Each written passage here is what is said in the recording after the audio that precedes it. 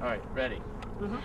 Okay, so would you like us to look into the camera, or don't look at him? But isn't that gonna look kind of weird? No. Okay. Okay. This is our shit. This ain't your shit. I'm trying to direct your shit, okay? Hey, we're pros. The tables have been turned. Identity I'm so Richmond. scared.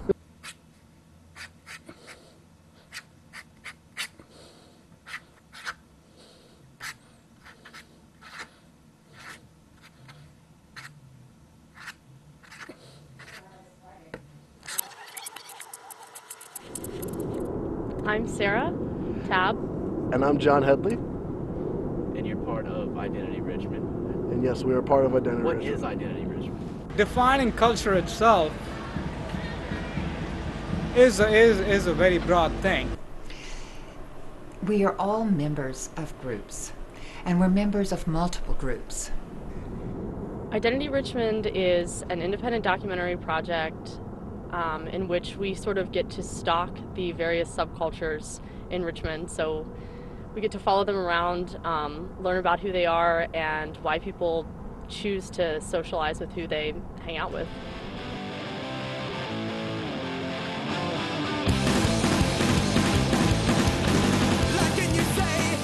Originally, the project started because we want to focus on how urban environments create the necessity for alternative identities.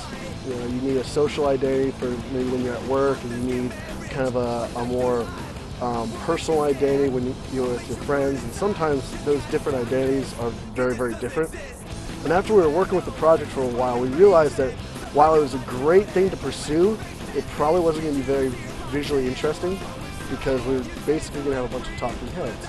So then a lot of identity, a lot of your identity formation is something that happens internally. So we knew that we had to find a way to really show that sort of change that, you know, someone makes when they decide to take on something that's different from their normal personality on camera. So that's kind of how we came up with the solution to document subcultures. What's been one of the most interesting subcultures that you've had in your project? Take a deep breath. Honestly, Angelica got me started. Oh, and I would tell you what, the first time I painted her face, I did not know what I was doing, and I think our most interesting subculture has definitely been the drag queens.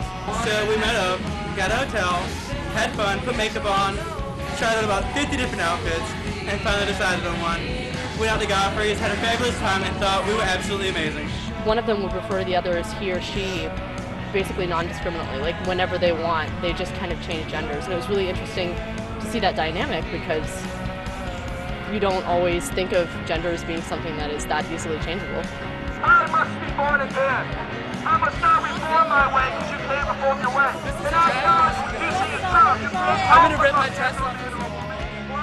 I would define counterculture as a statement of dissent coupled with a niche interest. Definitely, I think the biggest surprise has been the role that things like MySpace, Facebook, and other online networking sites have played in, one, allowing us to find people, and two, allowing these people to come together and form the groups and the communities that they have. I'd say about 10, maybe 15 years ago, you wouldn't see a lot of this because they had no means of communication. You might have someone that has an interest, but they don't know anyone around them that has that similar interest. And without the role of, say, online and be able to go out and find other people like you, it's very hard to actually form a group.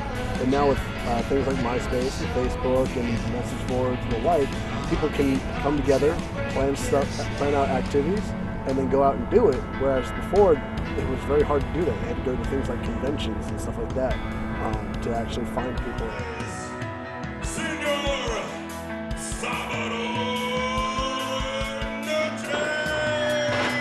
One of the things that I've been really surprised by is just kind of having that experience of taking out your camera and having people instantly being interested in talking to you.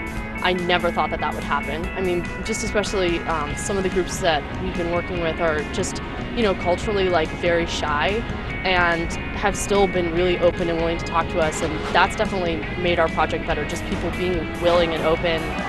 It was started by a group of guys who really enjoyed wrestling.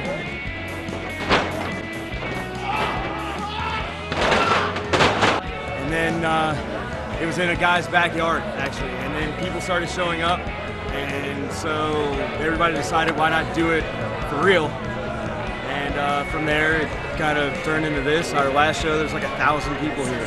Not thinking that we're going to misrepresent them has really helped it, but I guess one of the things that I've learned is definitely, I mean, I was open-minded before I started this project, but really learning to just sort of tear down all of the visual barriers that you have about people, because once you deal with and you move from culture to culture, you know, every day of the week, and each day you're in a different culture, which is kind of what we've experienced, you very much realize that exteriors mean nothing. So this is the guy that I rode with right here, leaving in an ambulance right now. Guy, That's how real it is. Where you going, G4? What are you doing? I don't know. Why are you getting an ambulance? Ace is supposed to go out on the ambulance. We love you, buddy. Where am I going to get him from? That was G4.